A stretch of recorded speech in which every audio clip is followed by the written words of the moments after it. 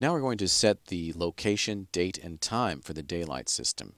To do so, I want to select the daylight system's head, and I want to go to the motion panel. So that looks like a little wheel here.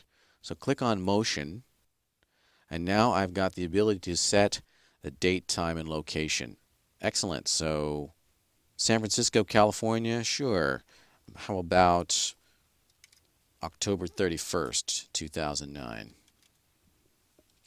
And I can set the hour and minutes as well. So play around with that. And it's physically accurate.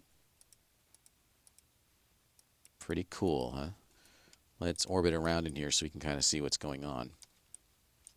The assumption here is that north in your scene is in the positive y direction. So you'll see that the compass rose north is going up in the top view, and that's in positive y.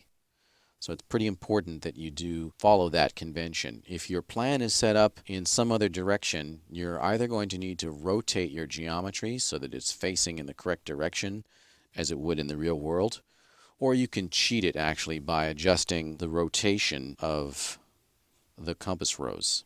So that can be accomplished by going down here where it says north direction and set that to some other direction, like 90 degrees.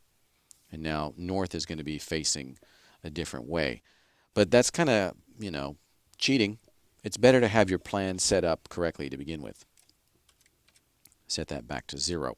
So we've got San Francisco as our current location, but we could change it to whatever. I could set the latitude and longitude, or I could just click on this Get Location button, and this is pretty cool because I can just click anywhere, say, oh, I want it, to be New York City or something like that. And I can just click, and it'll give me a list of the most populated areas.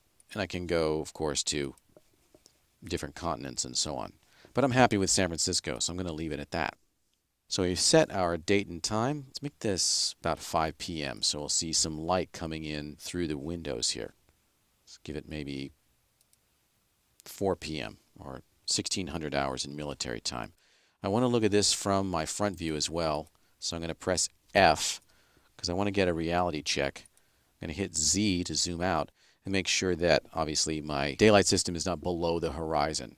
In other words, I don't want to see a situation like this where at 6 p.m. the sun has already set. So let's set it to 4 p.m.